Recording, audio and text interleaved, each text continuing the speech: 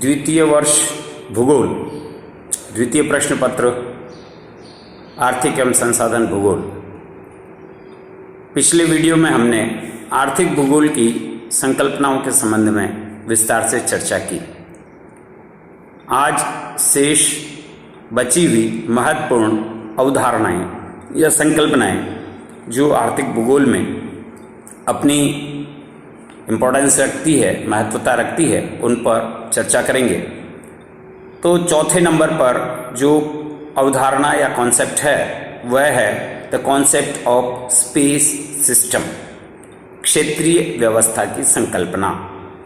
तंत्र या प्रणाली या सिस्टम विभिन्न अवयवों का एक समूह है जिनमें परस्पर संबद्धता पाई जाती है।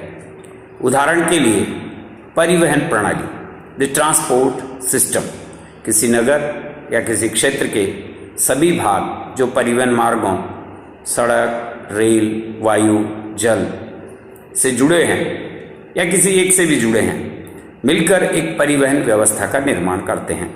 अतः सभी प्रकार की व्यवस्थाएं या तंत्र जिसके उसके विभिन्न अवयव या कंपोनेंट्स स्थान घेरते हैं, जिनका संबंध दूरी से भी होता है, तो स्थानिक या क्षेत्रीय प्रणाली स्पेस सिस्टम कहलाती है। स्थानीय तंत्र में स्थान या क्षेत्र सर्वाधिक महत्वपूर्ण होता है। प्रणाली या तंत्र के लिए 1959 में एक एन वेबस्टर शब्दकोश है, तो न्यू इंटरनेशनल डिक्शनरी में इसको परिभाषित करते हुए ये कहा गया है कि प्रणाली या तंत्र या व्यवस्था तंत्र विभिन्न तत्वों का वह समूह है जो किसी न किसी प्रकार निरंतर होने वाली पारस्परिक व अन्योन्याश्रित क्रिया का संयुक्त रूप होता है, वही तंत्र है। हमने सामान्य विज्ञान में पढ़ा ही होगा रुधिर तंत्र, उत्सर्जन तंत्र, श्वसन तंत्र, भोजन तंत्र। तो हमारे शरीर के वे सभी अवयव एक दूसरे के ऊपर निर्भर है। यदि रुधिर तंत्र में खराबी आती है यानी उसका किडनी का सिस्टम खराब है, तो तंत्र को समझने के लिए इससे बढ़िया उदाहरण नहीं हो सकता कि हम स्वयं एक तंत्र में हैं, एक व्यवस्था में हैं। महाविद्यालय में हैं तो एक तंत्र है, प्राचार्य है, प्राध्यापक है, महाविद्यालय के मंत्रालय साथी हैं, उसके बाद उसमें चतुर्श्रेणी कर्मचारी हैं, उसमें सफाई कर्मचारी हैं और विद्यार्थी हैं। ये सभी मिलकर एक तंत्र है। विद्यार्थी गायब, महाविद्यालय का कोई अर्थ नहीं। प्राध्यापक गायब, महाविद्यालय का कोई अर्थ नहीं। तो ये एक सिस्टम है और इस सिस्टम में जो चीजें हैं वो स्थान घेरती है। भूगोल में भी हम इसको आर्थिक भूगोल की महत्वपूर्ण क्रियाएं जिनके बारे में पहले बात आई थी, सभी चीजें जो सभी गतिविधियां हैं वो स्थान घेरती है। स्पेस की जो बात आई है, तो ये जो एक सिस्टम है इसमें सब में परस्पर संबंध है, पारस्परिक इंटर रिलेशन है। इस कार्य को तंत्र या प्रणाली कहा जाता है। अब ये तंत्र कितने प्रकार के हो सकते हैं? पहला है क्लोज सिस्टम, बंद तंत्र।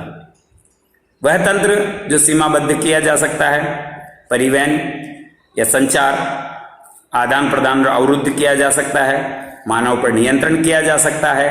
और अभी अभी हमने ये कर दिखाया, सरकारी तंत्र से हो, स्वतः हो। इस कोरोना काल में हमने इस बंद तंत्र का पालन किया, कितने दिन अपने घर पे लॉकडाउन में रहे, तो ये क्लोज सिस्टम। दूसरा है खुला, ओपन। खुले तंत्र में विभिन्न तत्व या अंग एक दूसरे से गहन संबंधित और प्रभावित होते हैं। जैसे जैसे लॉकडाउन खुला तो खुले तंत्र का उदाहरण हम सब लोगों के सामने स्पष्ट है। तो उन पर वे स्वतः संचालित होते हैं, उन पे अपना नियंत्रण नहीं है। आप कब चाहते हैं सांस रोक लें, कितनी देर रोक लें, नहीं रोक सकते ना।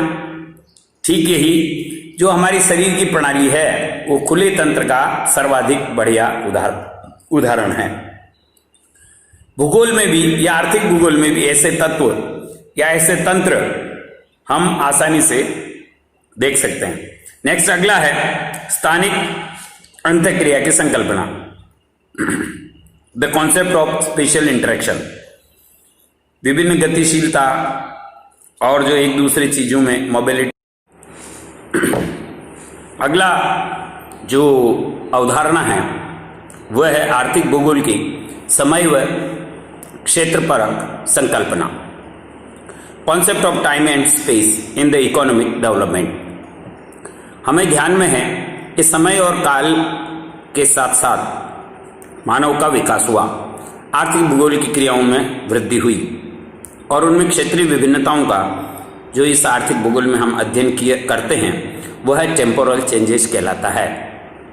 समय और काल के अनुसार विभिन्न क्षेत्रों में विकास की गतिविधियां और विकास की प्रक्रियाएं जो हमें चलती है, जैसे किसी क्षेत्र में सर्वेक्षण हुआ, वहां पर यदि कोई विशेष खनन वस्तु या कोई पदार्थ प्राप्त होता है तो वहां पर उसकी खनन की प्रक्रिया प्रारंभ होगी और खनन की प्रक्रिया के कारण वहां परिवहन और संचार बढ़ेगा, वहाँ रोड और ट्रांसपोर्ट बढ़ेगा, व्यापार की गतिविधियां बढ़ेगी, माल ढुलाई और औद्योगिक इकाइयों की स्थापना होगी।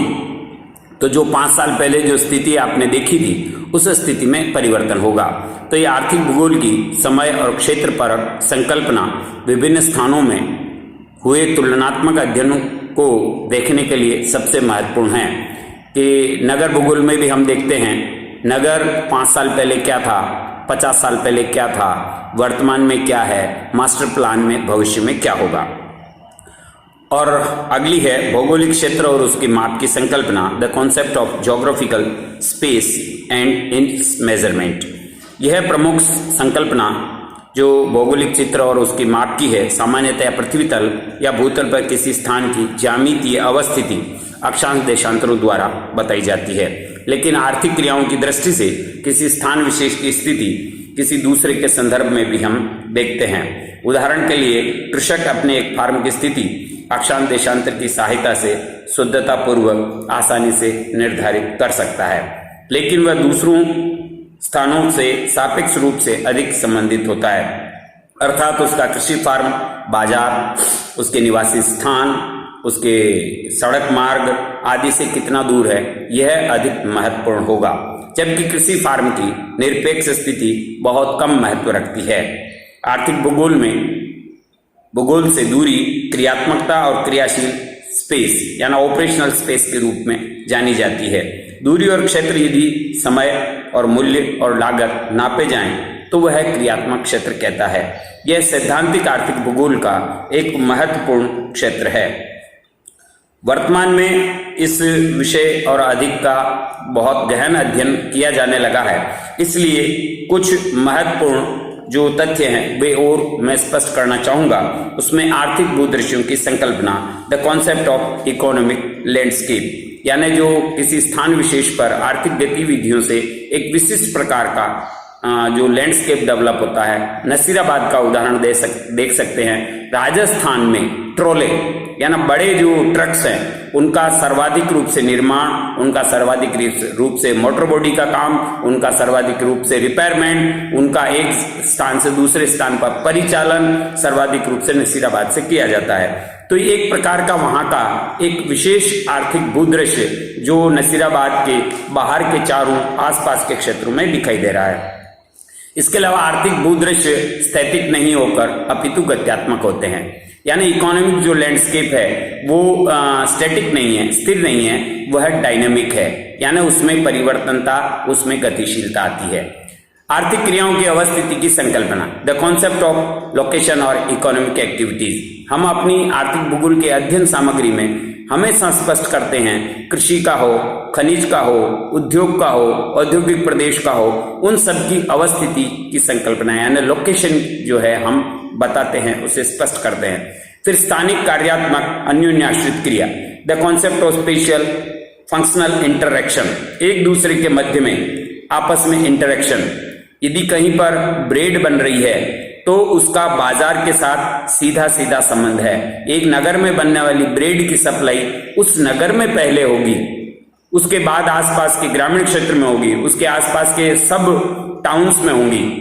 तो इस प्रकार से एक दूसरे के पास 7 फंक्शनल और इंटर रिलेशंस हैं। फिर है कार्यात्मक संगठन, concept of special function organization, यानी एक जगह एक विशेष प्रकार का भूदृश्य निरंतर संगठित होता जाता है और वह विशिष्ट प्रकार की, ऊपर माल के क्षेत्र को देख सकते हैं जहां पट्टियों का खनन होता है, तो एक विशेष वहां पर कार्यात्मक संगठन ने जन्म लिया। वहां पर जिस तरीके से खनन क्षेत्र है तो उसमें विस्फोटक बेचने वाले भी होंगे जो खनन क्षेत्र में काम में आता है, ट्रांसपोर्ट वाले भी होंगे, वहां पर ढाबे भी होंगे, वहां ड्राइवर्स के ठहरने की व्यवस्थाएं होंगी, वहां व्यापारियों के लिए होटल्स भी होंगी, वहां व्यवसायों के लिए ट्रेडिंग का काम भी होगा, वहां मनी ट्रांसफर के भी केंद्र होंगे।